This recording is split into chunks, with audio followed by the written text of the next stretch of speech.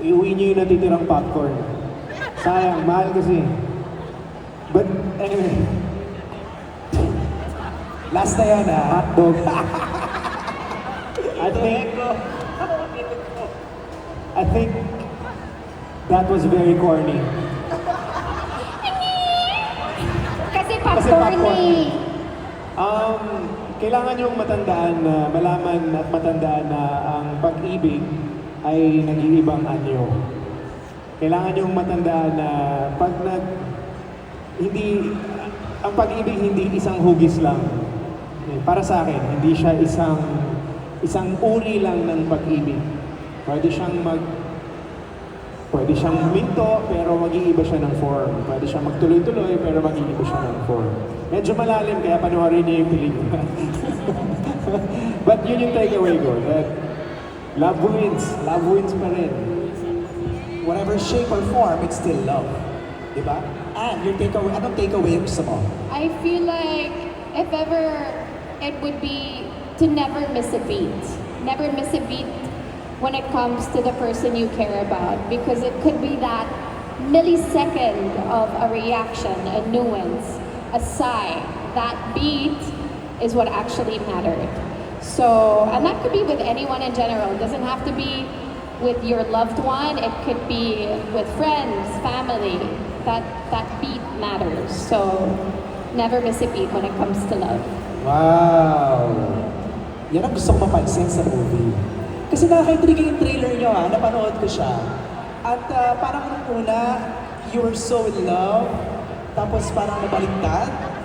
Parang ganun ba, Direk? Secret. Secret. Secret. Actually, yung don't miss a beat then, never miss a beat can also, it links up to what Derek said with this movie, di ba? Yeah. Bawal ka pumitik because if you miss that beat, hindi mo maiintindihan yung kwento nila.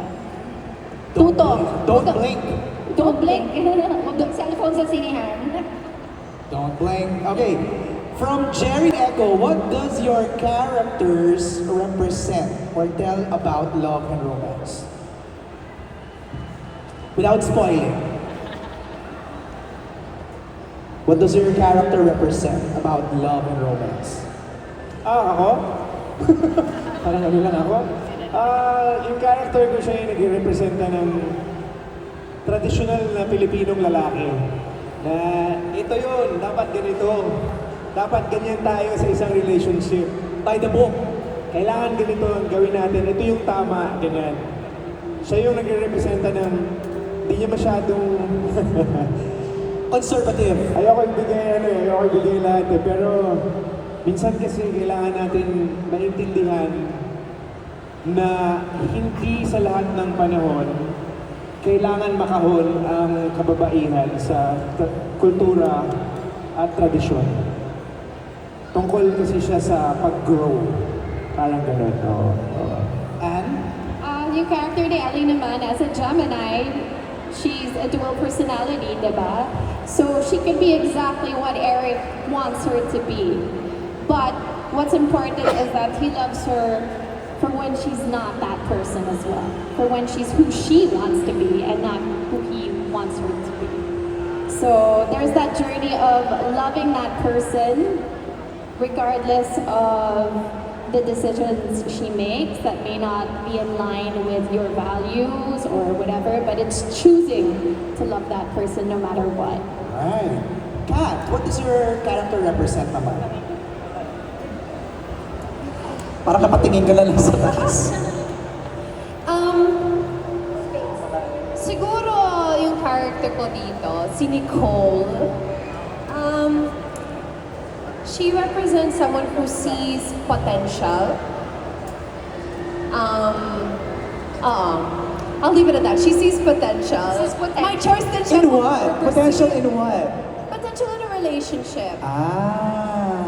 Kung Kung meron ba o hindi. meron ka bang peg dito direct nung sinulat mo do? Like meron kang, is it true to life? Inspired by true events? Inspired by friends. And then, to add lang to that, parang Eric's character, parang nabanggit ko to sa kanila during the shoot, that Eric is about sacrifice and Ellie For Eric, love is sacrifice. For Ellie, love should be easy. So magkaibang ideology. Okay. From Jessica Evangelista of Inquirer for Catriona, is it okay for ex-lovers to be friends? Depende sa inyo. If that's comfortable for you, why not? If you feel like your time together should have a close and you don't need to be friends, that's also okay. Nice. For Anne and Jericho, how do you ensure that there will be no awkwardness between the two of you during intimate scenes? May intimate scene ba in the first place? Meron. So, how did you make sure that walang awkwardness? 90% ito puro intimate eh. Baliw.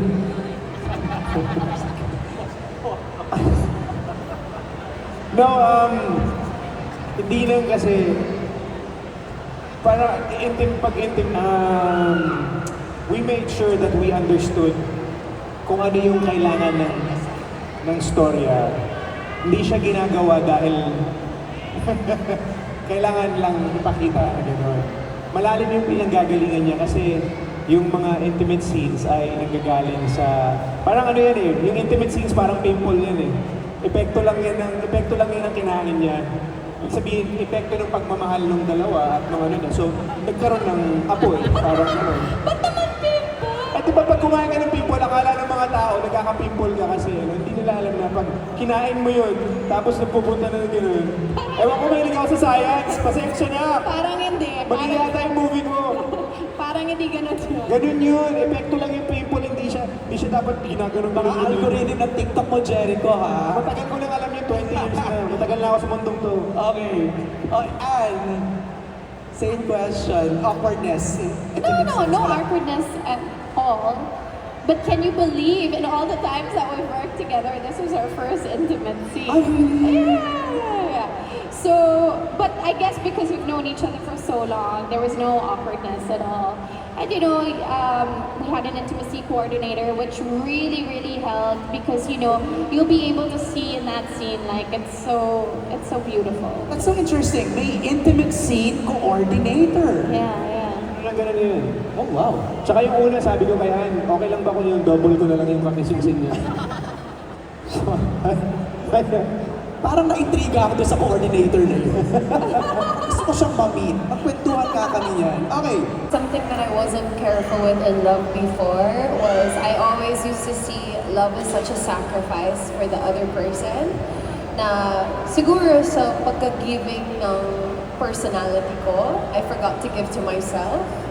So a certain sense of a loss of self, a loss of priority of self, knowing when to withdraw, masyadong kang mag-give.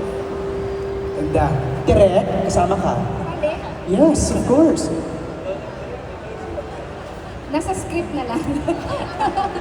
So, sa'yo ba, kwento mo to? Ganon. Hindi.